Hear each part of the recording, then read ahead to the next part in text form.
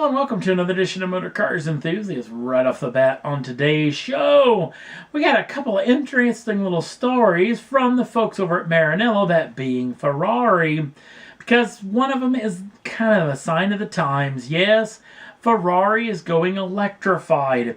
We all know that the LaFerrari has a hybrid system inside of that particular machine, but heading into the future, the 488 vehicles will also get a hybrid system inside of them as well. And Ferrari's already talking about this moving up and down their entire lineup, so we'll have a whole lot more to talk about coming very soon.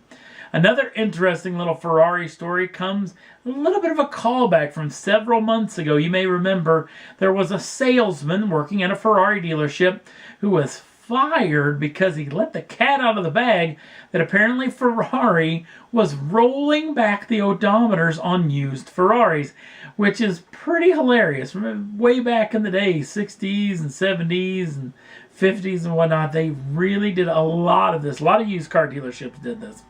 Well, apparently, since this guy's gotten fired, he's got a wrongful termination suit against the folks over at Maranello. And this has been a big back and forth over the past several months, with Ferrari flat out denying that they ever did this particular deal. Now, that salesman's lawyer group actually got hold of some information. Apparently, in the diagnostic equipment, if you don't know what this particular piece is, sometimes it's as simple as somewhat of a heavy-duty tablet that you actually plug right in the OB2 port, and you can check out all the diagnostics of the machine, especially if it has any issues or not. Well, apparently using that particular piece of equipment, one of the systems they could do was go in and fiddle with the odometer. The fact that Ferrari apparently had sent out an update or a patch so it wouldn't allow salesmen, or I guess I should say mechanics and dealership owners, for rolling back odometers on used Ferraris.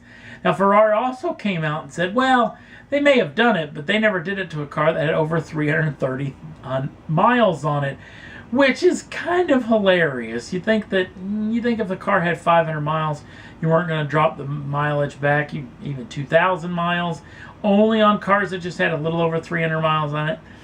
I'm calling baloney on that particular deal. So this thing's been back and forth in the old court system for several months, and I'm assuming it's got a lot longer to go. We'll definitely keep you in tune if we hear any more.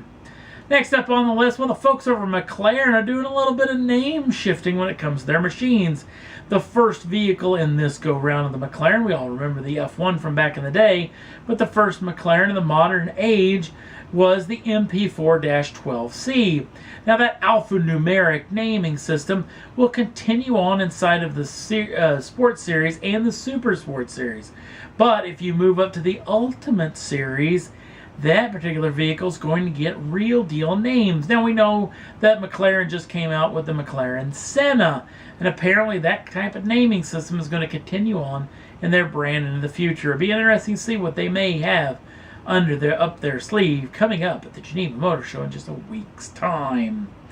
Next up on the list, another manufacturer in the news, the folks over at Volvo got some interesting things going on.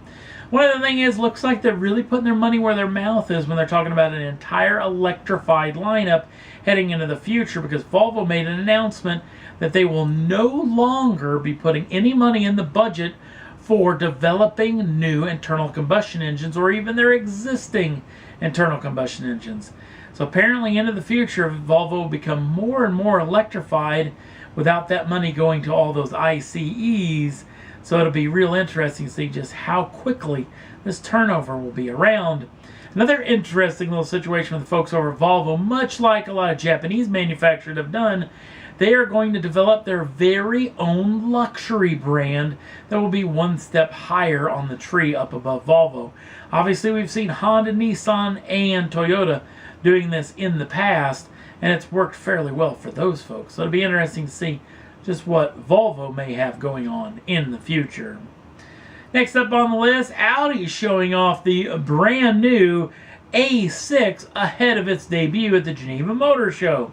Now, the sad thing is we really don't know a whole lot about this thing, and this is one of those things where, oops, we leaked something, but that gets said all the time. A lot of stuff gets leaked out, probably on purpose, ahead of auto show season. One of the things we do know about the machine is it's got a bevy of infotainment screens and touch screens and the like inside of this vehicle, as that's kind of the way manufacturers are moving on as of now. The center stack's got 2 touchscreens in it, one being 10.1 inches and the lower one is going to be a 9.8 inch display screen. And then obviously the instrument cluster itself is one massive 12.3 inch touchscreen as well. There are a handful of colors, talking about 12 or 13 the vehicle will be available in. It's got a brand new interior, the sleek new exterior, but we'll know a whole lot more about powertrains and fuel economy and hopefully even pricing and availability coming up at the Geneva Motor Show. Next up on the list, we talked about Toyota a little bit earlier in the broadcast, and they're going to build something that's pretty near and dear to my heart, and that's the Nurburgring. Yes, you heard me correct.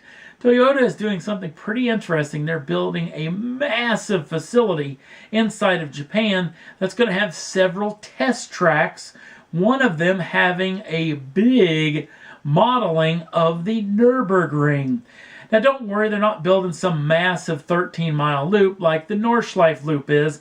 This is actually only going to be about 3.5 miles long, but it's going to have a lot of the signature corners and a lot of the undulations and whatnot, where they can actually test their vehicles right there in Japan rather than shipping everything over to the Nürburgring. That being said, there is a lot of talk that Toyota is not going to abandon all their testing inside of the country of Germany heading into the future. So a whole lot more to talk about Toyota. This will be an interesting little facility. Apparently over 3,000 people are going to work there when it's up and running at a cost of, what is it, $2.8 billion, and hopefully have it done as early as 2023.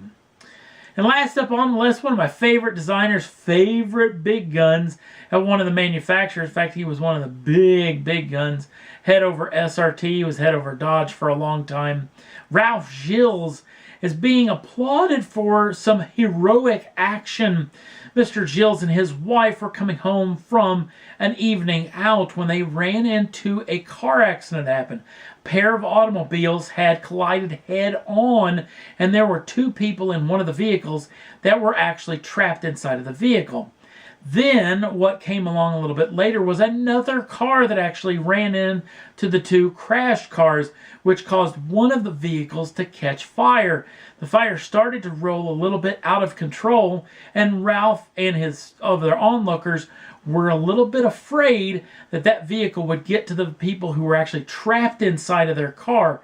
So Gilles jumped in his Jeep Cherokee and actually pushed the burning vehicle away from the vehicle where the folks were trapped inside. Sadly, one of the people that was trapped inside the vehicle passed away from their injuries, but still, that being said, Mr. Ralph Gilles is being applauded as a hero. The only thing Gilles had to say about it, in his own modest way, he said, well, I was glad I wasn't driving my Challenger, because I don't think that Challenger would have had the kind of traction it would have taken to push that particular vehicle out of the way.